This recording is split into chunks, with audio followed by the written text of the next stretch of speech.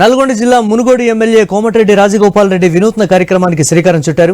ప్రభుత్వ పాఠశాలలో ఉత్తమ ప్రతిభ కనపరిచిన 10వ తరగతి విద్యార్థులకు బహుమతి అందించారు. తన తల్లి కోమటిరెడ్డి సుశీలమ్మ ఫౌండేషన్ ద్వారా విద్యార్థులకు ప్రతిభా పురస్కారం అందించారు. విద్యార్థులకు సన్మానం చేసి అనంతరం వారికి నగదు అందించారు రాజగోపాల్ రెడ్డి దంపతులు. ప్రభుత్వ పాఠశాల బలోపేతం, విద్యార్థుల సంఖ్య పెంపు కోసం ఈ కార్యక్రమానికి శ్రీకారం చుట్టామని స్పష్టం చేశారు కోమటిరెడ్డి రాజగోపాల్ రెడ్డి.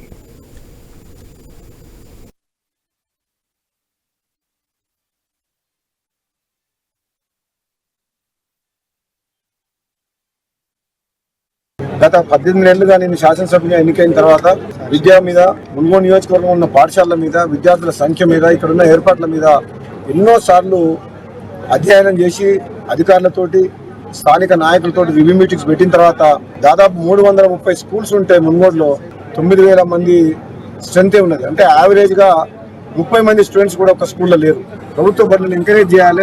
ఒక ప్రణాళిక ప్రకారం ఈ విద్యా వ్యవస్థలో తెలంగాణ రాష్ట్రంలో కూడా మంచి మార్పులు తీసుకురావాలి. దానికి మునుగోడు నియోజకవర్గం ఒక పైలట్ ప్రాజెక్టుగా, ఒక శాసనసభ్యులుగా ఇక్కడ మొత్తం స్కూల్స్ని డెవలప్ చేయాలి. మునుగోడు నియోజకవర్గంలో ప్రతి పేదవాడు కూడా గవర్నమెంట్ స్కూల్కే పోవాలి, నాణ్యమైన విద్యని అందించాలి అనే ఉద్దేశంతో ప్రభుత్వం 1,000 కోట్లు